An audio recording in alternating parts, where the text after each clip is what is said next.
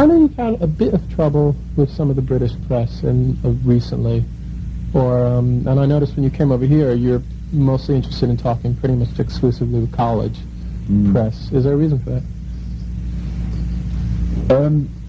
The main thing is, I suppose the base of it is that we're pretty bored doing interviews, you know, because after 5 years it tends to get that way, you know.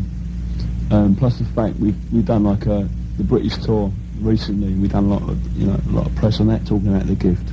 We've also done the same thing on the European tour, which followed it. So the time we get here, it's a bit scripted, you know. Like our answers are a bit scripted. I mean, I understand the, you know, the idea a bit behind doing interviews and the logic behind it, you know, and getting across to people. But it's just that when it gets to that stage where it's like a little bit rehearsed from our point of view, it's a bit, you know, a bit phony, really. But the college thing, because the radios anyway, because they've been, you know, as far as I see anyway, they've been behind us for quite a long time. You know, as opposed to like some of these stations who've suddenly picked up because it's like hip, you know. So, you know, we support the people who support us, basically, is what it boils down to, you know. Yeah. Which I think's fair enough. Because someone had been telling me about a thing with sounds in Britain, about how you either had refused to grant them an interview or would only do an interview under certain conditions, and then you ended up not doing it anyway, or something like that. Yeah, I mean, like this, like sounds to me are like, you know, the worst aspects of the English music press, you know. What do you mean? Enemy, because it's so self-important, and, you know, actually set themselves up above everyone, you know, groups and their public alike. And sounds because it's so crass and you know, and negative, really. So it's just the policies, really, you know, behind the papers. That's why I don't really want to do an interview with them. I don't, you know, I can't see the point in doing an article with someone who, you know, whose policies I don't agree with, really. It seems that Americans, I don't think, have much of an idea of really what the press's role is in Britain. They don't realise there are 4 weekly music papers. Yeah, well, you haven't really got this sort of equivalent. Right, exactly. No equivalent at all, really. I mean, I suppose they are important to a certain extent, but not as much as what they used to be. It's just the way they set themselves up, really. That's basically it. I mean, NME especially, that, you know, like, see themselves as the authority on, you know, on music and what's happening, you know, and like also I think actually believe that they shape which way it's going to go, you know. I mean, their big sort of like humble thing is that, you know, well, we merely reflect what's going on, but I don't believe they, you know, that's what they're actually into. But I mean, apart from that, anyway, I just think the whole process is really boring. I mean, like, it's like us making the same LP for like, you know, 5 years. I mean, yeah. We'd be criticised, which would be fair enough. Yeah. And I mean, their thing is, you know, they haven't really changed either. They haven't moved. It's just like, you know, this week's flavour, last week's flavour, you know, the gig guide, you know, the film page, you know, the singles page, and it's, to me, it's just a really boring format after a while, you know, after like sort of, I mean, I've been reading it for 8 years and I've never seen it change, you know. I've seen different faces on the front cover, but that don't mean nothing, you know. After 5 years, would you say that they've been well, this might be the wrong word to use, but how instrumental would you say they are to the Jam's success, or not instrumental, or influence at all? Well, yeah, they must have had, yeah, they obviously have to some extent. I mean, they've done some good things, and I suppose in some way they have supported us, you know. But, not totally, I don't think. I mean, there's a lot of groups in England that, you know, who never speak to the press, but still do pretty well, you know. Like, I mean, 2 examples I think that you probably know is like Crass and Dexys Midnight Runners. I mean, I don't think either of them ever spoke to the music press, but I mean, they still sell like lots of records and got a fairly good following. Yeah. So they're not, you know, they're not as vital as they make out they are. That's what I'm saying. Yeah. It's like anything. It's like if you want, I suppose, if you want total exposure and total, if you're going for total commercial exposure, and I suppose they are, you know. Like a Spandau Ballet or something like that. Yeah, but and that applies to Radio 1 in England and Top the Pops as well, you know. Same thing with that. Don't know. Are you going to release another single off of the Gift album, or because usually what the Jam tend to do is release a non-LP single as a second single? There won't be nothing else off the LP, not in. Well, actually, we are going to release one in Europe. There won't be one in England. I don't know about the States. I don't suppose they bother. Never used to do anyway. But, No, we're gonna, when we get back after this lot, we're gonna start recording again for a new single. Yeah. In Europe, we're releasing another track off the album with a couple of new songs on the B-side. Yeah.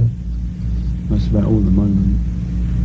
Do you feel very distanced from your, say, your older material, like something like the whole series of singles that came out between The In the City and Modern World, which I think is your best work, personally. And I also think that sound-wise has very little relation to what you're doing now, like stuff like, anything like all Around the World, or that whole series of singles. The whole very Carnaby Street period. Do you feel very, very sort of separated from that? I don't know if it's separate. I just, I don't like that stuff at all really now. I mean, some of it I can, some of it I like. It doesn't embarrass you, but some of the lyrics do, because they're so naive and stupid, But there you go. I mean, it's, I don't lose sleep over it because it's, I made the decision at the time, and that's that. It's like a lot of things. Some of it I think is I still stick by, like All Around the World, for instance. I think that is a good record, and In the City, and also Modern World, like the actual track was good. But some of the lyrics are pretty, some of them are pretty stupid. I think back now, but I don't know. There you go. I feel I've got a clearer idea of, of what I want to do now. Really, that's basically it. I mean, the Gift is one of the few sort of jam records which I could, not so much at the moment because we've been playing for the last 3 months, but it's one of the few records I could listen to of ours and enjoy. Like if I heard it at a club, I'd probably, start tapping my foot to it or something, which I wouldn't necessarily do to a lot of other stuff we've done. But I don't know. But I suppose it's being dissatisfied with a lot of our stuff that keeps me going as well. There's a lot of things I still want to do because we never actually get it, 100% right for me. So I said, so maybe that is a good thing. I suppose the day when we do get it 100% is like a day when there's nothing else to say. Maybe might as well hang it up right there. Yeah.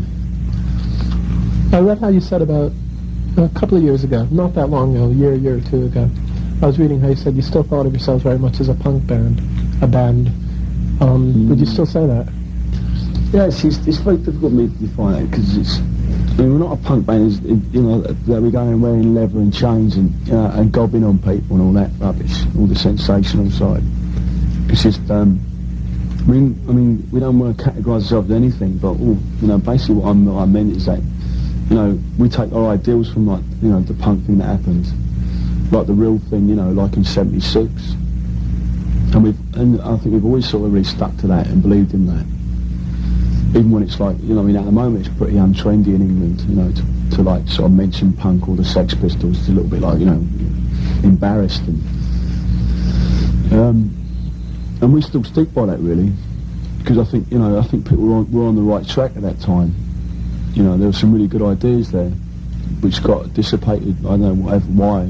I suppose I know a variety of reasons really. Probably signing to companies, and I don't know what it was. Whatever the reasons were, anyway, it is dissipated now. But we still believe in that. Just in the honesty of it, I think. It's the first time that a group had come out and said, like, we believe in just being honest and playing down all that sort of the pop star bit and all the rest of the bullshit that goes with it. With being in a group and being in the music business. I don't suppose you felt a similar effect by any of the more recent crop of punk bands. What, the new punk, the old thing? No, that's crap, all that. I mean, that is like, it's just like a parody of it or something, It's, they've taken all the worst aspects possible. It's just totally negative, It's like, to me, it's just like a big, huge celebration of that, that everyone's up shit street, and, do you know what I mean? And that's what it's like, Songs about, football, and out with the lads and all this rubbish, You've tried listening to it, I mean, it's not like you've I've listened to it. Apart from the music, I don't necessarily always listen to music anyway. If someone's got some good ideas, I'll listen to, the lyrics or the ideas behind it and respect them for it. But, there's just nothing there. It's just totally negative, And it's very, very dangerous as well, I think. That, there's no kind of hope. It's like, what's their big thing? It's like, we're the unwanted, you know, we're the rejects from society, you know, like revelling in it. It's like that's what the like running on the spot. I don't know if you read the lyrics to that. I mean, that was the idea behind that. All this like rebel image, you know, it's so pathetic. I mean, it's like, you know, 5 years later and they still think they're rebels, you know. I mean, the real rebels get something done about it, you know, actually change things as far as I'm concerned, you know. I mean, anyone can dress up in, you know, rebel chic clothes, you know. But I mean, you know, at this present time we need to do more than just sort of dress up and, you know. And that's why, you know, that's why I just hate it. I just think it's just totally negative, you know. It's a step backwards. It seems that two of the bands that you've worked with recently, Rudy and the Nips, did you produce the Nips singles, is that right? It was only a demo. That was a bootleg. Yeah, that was a bootleg? Yeah. Oh, I didn't know that. I thought it was, you know, it had been put out, actually, with everyone's approval. No. I mean, I don't care anyway, it's, you know, but it was only demos, actually. But those two singles are both bands that are pretty tough, actually. I mean, they're not funk bands, and they're not sort of these sort of orange juice type bands. They're sort of tough, punkier sort of bands. Mm. And I thought it was sort of a good sign that you were working with bands like that. Yeah, because both into bands like, you know, I think I've got hold of the positive side of what, you know, what punk was about. And there are a few other bands, like TV21, you know, I don't know if you heard them, it's another Scottish band. I mean, I think they've, you know, they've done the same sort of thing. They're really using it, you know, and using it in a very positive way. Any other bands that What, working in that sort of way? have hit you? I always think people like the Beat. Yeah, as you mentioned before. A lot of them, I think, I don't know really what's happened to them. I think probably a lot of them are split up, like the Skids and the Slits. Yeah. People like that. Well, bands like Skids and Slits, I thought, sort of went off in a sort of direction contradictory to what they sort of stood for. I don't know. Yeah, some of it maybe. I don't know. But some of the ideas behind the songs were, you know, or in the Skids case, like the actual sound, I thought was, you know, was a real development, like on the basics of punk. Let's hear another song right now. Now, what we're going to hear now is Defunnkt. This is a band from New York. Now, you were impressed by this record, or? Yeah, Razors Edge. I thought it's one of the best sort of soul records I've heard for a long time, like new soul music. And then let's hear it. We're here tonight with Paul Weller on Music View, and we're going to play Razor's Edge by Defunnkt on WNYU Music View.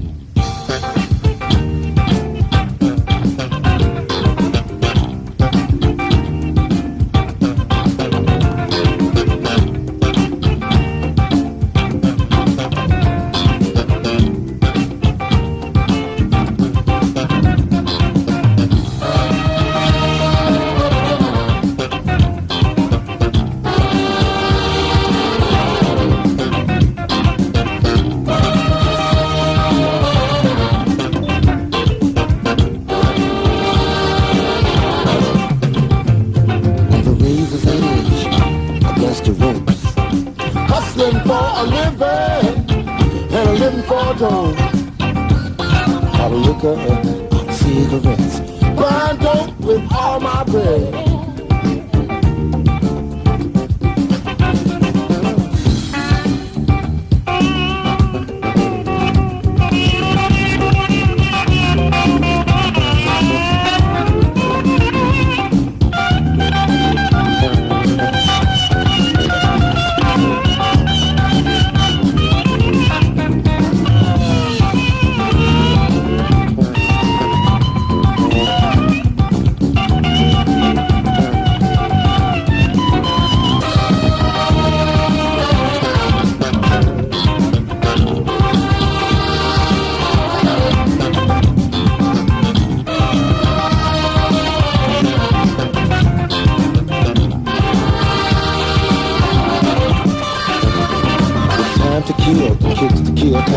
Getting wasted all my time.